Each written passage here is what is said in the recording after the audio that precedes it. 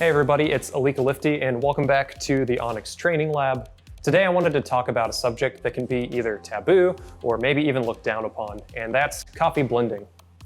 Coffee blending has been used for ages. Originally, when it came about due to rationing in World War II, it was made to hide maybe lower quality coffee to still give you a decent product. But as time has gone on and cafes have started to focus more on the sole quality of their coffee, coffee blending can be a really exciting thing. We build our blends in-house as Monarch, Geometry, Southern Weather, and what you've seen really exciting recently is Tropical Weather. Blends can be really exciting. They can be really flavorful and take components that we enjoy from single origin beans and add components, add complexity or stability from other types of beans. Especially cafes like us, we don't hide lower quality coffee in our blends. Instead, we select coffees that we want specific flavors from, that we want to highlight and add to maybe another component, just like you would with any ingredients in cooking or cocktail making. So let's talk about a blend that I built from two of our single origin coffee offerings.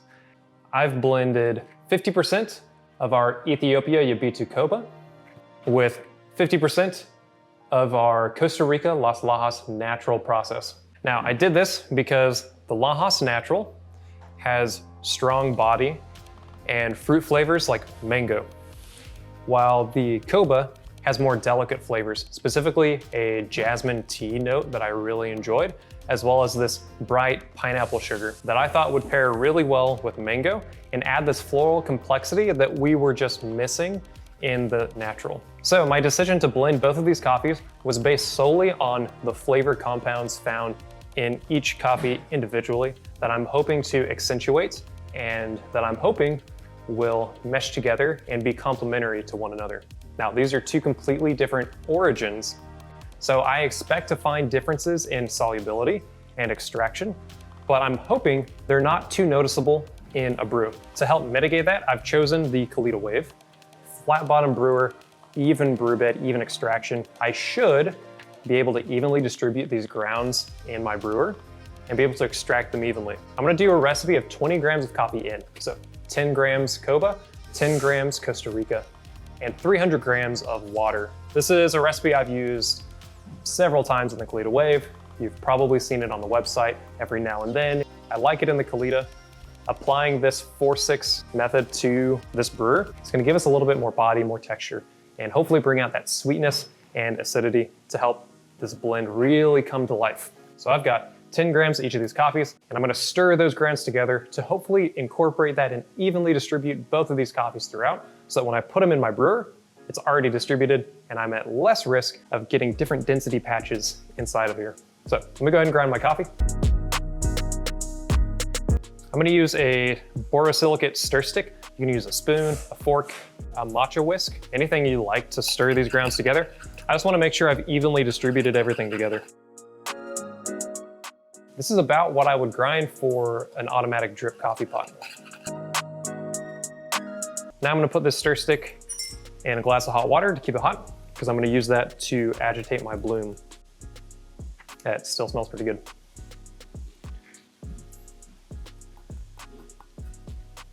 I pre-wet my filter beforehand. I often like to do that to let my brewer reach room temperature. So first pour is my bloom. Start my timer, evenly distribute. I'm gonna pour 50 grams. And then I'm gonna use this stir stick to make sure I don't have any patches. Because I'm using two different coffees, I wanna make sure the density doesn't affect my brew. At 30 seconds, I'm gonna pour to 120, an even spiral.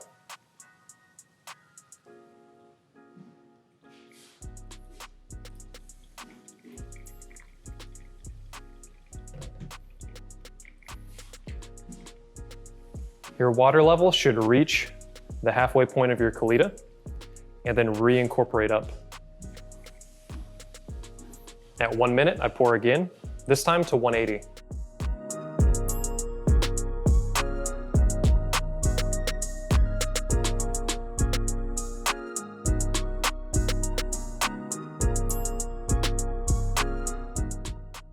I've risen that water level back up.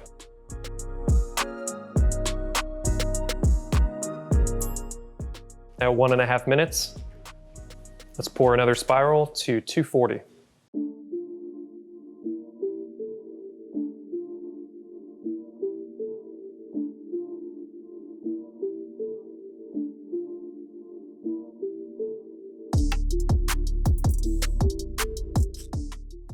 It's taken me about 3 circles or spirals to saturate this whole brew bed.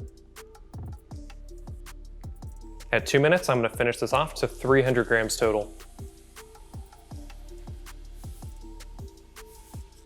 If you've noticed, this is a 1:15 ratio, a derivative of Tetsu Kasuya's 4-6 method, adjusted for the Kalita.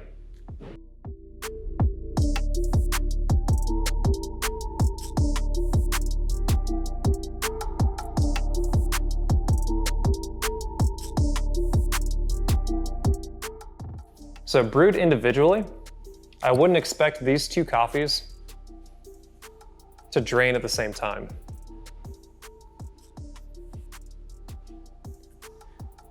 So I'm hoping to get a balance of this drain time.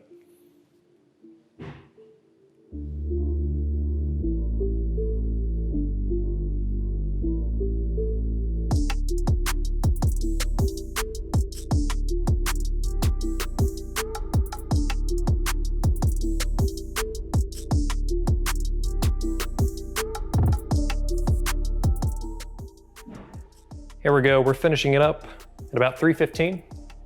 Pretty good.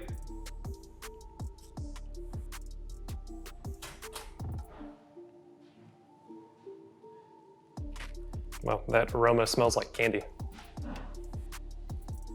So this is a much sweeter aroma than I actually remember from either of these coffees individually. Yeah, this is like maraschino cherry, ripe pineapple. You can maybe even just call this fruit cocktail.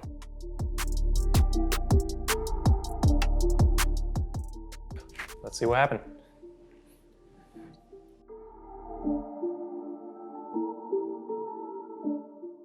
The texture is right down the middle. It's not as heavy as I got just straight up Costa Rica Las Lajas natural, but it's not as tea-like or delicate as the Koba by itself. It's right in between. It's really smooth. There's a lot more cherry than I expected. But absolutely, I've got this bright, punchy, like tropical fruit punch. Very sweet. This florality, here comes this florality here in the end. Except the combination of that natural processed Costa Rica with the jasmine florality, we get hibiscus. Blending isn't something a lot of people do at home. I think it can be really fun. I think it's a technique that's slept on in a lot of cafes.